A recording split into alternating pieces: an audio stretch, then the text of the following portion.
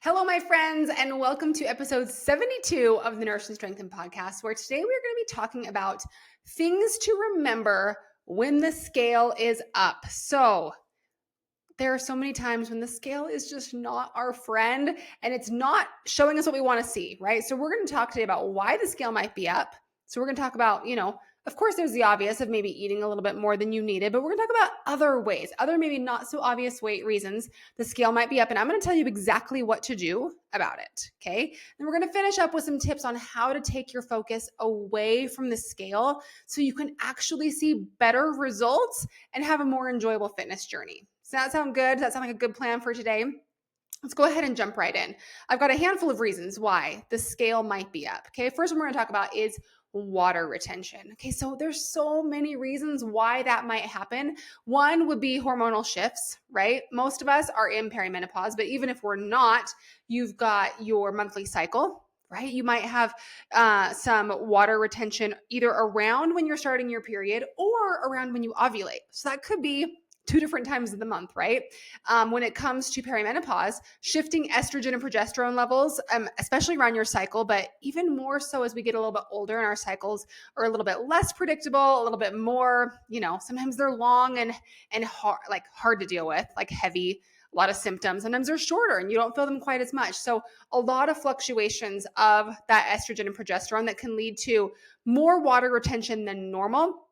And so let's say, for me personally, we'll use myself as an example. My weight doesn't really fluctuate around my period, which is odd. I know that's not normal, but it'll go up 2 to 3 pounds around my ovulation. And I have just learned that about myself. And so it doesn't bother me because I know that's what's going to happen.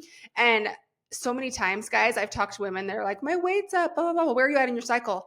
I'm actually supposed to start my period in like 3 days, or I'm actually halfway through. I'm like, okay, how many years have we been having periods? Sometimes you have to just be gently reminded, right? So what to do about it? What to do? Focus on a lot of hydration, okay? So water is our body's best natural diuretic. So if your water retention is up, I know it can be counterintuitive, but actually flushing your body with extra water, and you can add some electrolytes to that. If you're increasing your water, you want to make sure you're increasing your electrolytes or at least some good healthy salt at the same time, can flush out that water retention. Okay, another reason why the scale might be up is inflammation, specifically inflammation in your muscles from your workouts. Okay, if you are someone who is new to strength training and you just start and you notice your weight goes up a couple pounds, totally normal. Don't freak out and think, oh, I'm building too much muscle, I'm gonna be bulky. No, guys, we build muscle, we retain muscle. After we lift, we have microscopic tears in our muscle. And as that's healing, you're going to have a little bit more inflammation. This is not a problem, okay? This can happen when you're just starting out with strength training. It can also happen if you are doing a new program, okay? If you have a new program from a coach and it's totally different than what you had been doing before, it can increase your inflammation. It's temporary, okay? So don't freak out. Give it a few days and it's going to go away, okay? So what to do about it besides just waiting it off? I kind of want you to reframe this in your mind as a sign of progress. Like, oh, my weight's up. It doesn't necessarily mean I'm going backwards away from my goals. In fact, it means that I am changing up my workouts. I just had a really hard workout. View it as a good thing that's ultimately going to aid in the reaching of your goals. Okay. And in the meantime, focus on tracking other progress markers, like tracking your strength gains in your workouts, tracking your energy levels. Okay. Things like that. All right. Another reason why the scale might be up. This one's the more obvious one: increased food volume or increased fiber intake or protein intake short term. Okay. So we all know that if we are eating too much, right? Eating more than our body needs, we're going to put on a little bit of weight. That's obvious, right? And so that's not necessarily what I'm talking about here. What I'm talking about is you have a bigger meal one night and your weight's up the next morning. Again, you think this should be obvious, but I talk to so many people all the time. They're like, my scale weight's up on a Monday. Oh, yeah, I did eat a little bit more over the weekend. Like, just give it time. It's going to even back out, okay? Also, if you are eating a lot of high fiber foods, maybe you're making a transition into like a healthier, a cleaner diet, maybe you're increasing your protein intake, all of these things can add to temporary, very temporary scale weight gain. Okay, notice I'm not saying fat gain. Okay, because you're not putting on fat. You might have increased food in the gut while your body's learning how to digest this food. You might have just an increased weight from the increase of food volume in there. Okay. So whether it's water weight, whether it's excess blood volume to help with digestion, whether it's actual food weight, it doesn't matter. It's not fat weight. Okay. So what I want you to do in this situation is be patient. Okay. That's truly all. Just be patient because it will even back out. Okay. All right. Another reason why the scale might be up is stress and high cortisol levels. This is a big one, you guys, a big one. There is a strong link between chronically high cortisol levels and water retention. Okay, there's also a strong link between high cortisol levels and increased appetite. Okay, so especially if you're super stressed, you might notice you have more intense cravings. You might notice you have a harder time sleeping. You have more water retention. This is all totally normal. So when you can look at the scale fluctuations, like from an objective place, you realize, okay, wait, this is normal. This is my body just trying to survive. It's just doing what it normally does. This is okay. It's not a problem. Okay. So what to do here? If your weight goes up and you have no idea why, like no idea, I haven't changed anything, I don't know what's going on, my weight's up like 3 to 5 pounds. If it's pretty significant like that, it's not that time of the month. None of these other things apply, like, having a big meal last night, that kind of thing, then it's likely due to stress. Okay, so what I want you to do, I have a specific protocol here. Okay, so if your weight is up, you don't know why, you think it might be due to stress, here's what I want you to do. 3 things. Number 1, I want you to increase your water about 1.5 times your normal water intake. Okay, number 2, I want you to sleep more. Okay, for the next 3 to 5 days, I want you to try to get an extra hour or 2 of sleep a night. And if you're like, I can't do that, that's not possible, here's the next one. I want you to take the next 3 to 5 days off of working out. Okay, your body needs a break. It needs to relax. It needs to de-stress. It needs to focus on restoring, okay, recovery. So drinking more water, sleeping more, resting from your workouts are going to make a big difference when it comes to a lot of that excess water retention that you have no idea why it's there. Okay. Next reason why the scale might be up, digestion.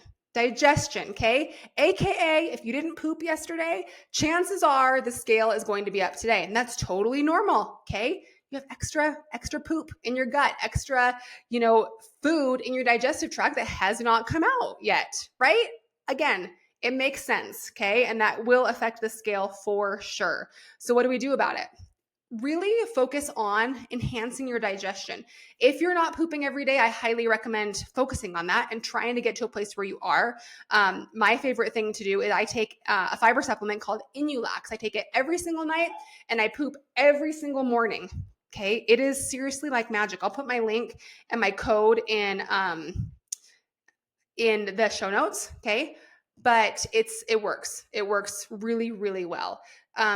Increasing your fiber from your foods, that helps as well. Increasing your water intake will help also, because if you're dehydrated, it's going to be really hard to stay regular with your pooping. I almost said with your constipation. We don't want constipation.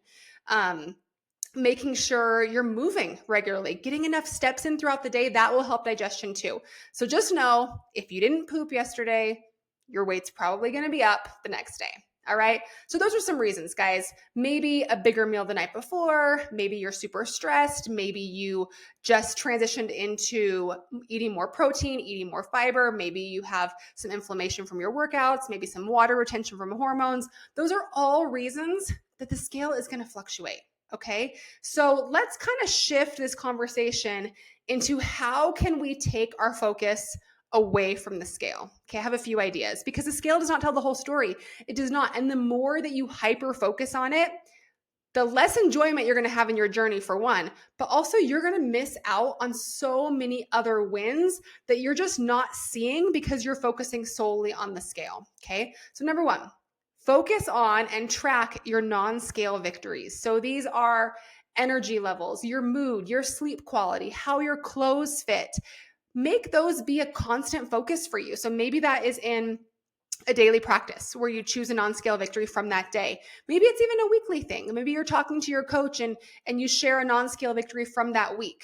Okay. Just making sure you're tracking those, noticing those, and paying attention to them will help you take that focus away from the scale being the end all be all, right? Number two, focus on consistency over perfection, because it is really those small daily habits that build up over time, and the scale won't always reflect those. Okay. So instead of viewing achievement of your goal when you get there, view achievement of your goal by the day-to-day actions that you promise yourself you do, and then you follow through. That is really, really key. Okay. Also, celebrate progress, or celebrate, continuing to work towards your goals. Oftentimes we celebrate when we reach our goals, right? But instead, take some time. Maybe that's every week, maybe that's every month, to look back and be like, oh my gosh, I have come so far. Look at all the awesome things I've done. That you are just recognizing those wins. Okay. Then I have one big one here. This is a big one. It might be a little controversial, but we've seen it make a big difference in the lives of our clients. Okay. So hear me out. It is, instead of tracking your weight once a week, try tracking daily and taking the average. And you might think, what in the heck? I don't even like to see my weight once a week. I don't want to see it every single morning. I totally get it. Okay. And this might not be for you, but we have found that a lot of our clients who get really hung up on the scale actually do better when they track their average weight, because you get used to seeing the day-to-day fluctuations and you recognize them for what they are. Okay. So if you are only weighing yourself once a week, let's just say you weigh in on a Friday and you're 150 pounds. Okay. Let's say you weigh in the next Friday and you're 150.5 and you're like, oh my gosh, I worked so hard and I didn't see any progress. This sucks. I'm the worst. I can't do this. But what if you had been weighing yourself every day and you saw 150, 149.5, 148.5, 150, 149, 148, 147.5, 150? You would be able to recognize that average was trending down. But if you didn't see it, you wouldn't know. Does that make sense? So tracking those averages helps you see them for what they are. They're just fluctuations. Okay. And you can take that average weight over the course of a week, and that's what you're tracking over time. Okay. I do have an app I love that does this. It's called Happy Scale. It takes your 10-day average. So you log your weight every day, and then it has that log and it has your previous 10-day average. And it says if your weight is going up, down, or staying the same, but it's basing that off of your average. So I love that. If you try it and you're like, this is too much, I can't handle it, then don't. Okay. But we've seen it really help a lot of people kind of let go of that fixation on the scale. So that's what I want to talk to you guys about today. Reasons why the scale might be up that have nothing to do with overeating, right? Or fat gain. Okay. This is mainly water retention, inflammation, that kind of thing. And you have to recognize it for what it is and take your focus off of that. And tracking average weight instead of weekly weight, or less often checkpoints, is going to be a big thing that can help you do that. But also focusing on those non-scale victories, how your clothes fit, how you feel, how you sleep, your hunger levels, things like that are going to be really, really important. So I hope that was helpful for you guys. I hope, especially this time of year, that it's something that you can remember and not get too hung up on the scale, because it truly does not tell the whole story. So hope you guys enjoyed this, and I will talk to you guys next week.